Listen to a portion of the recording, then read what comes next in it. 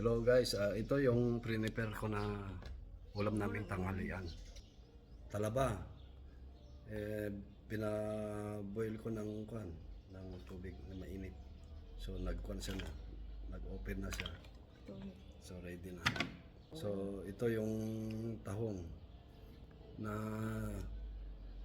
niluto, ginisa ko kanina with kamatis tsaka ginger.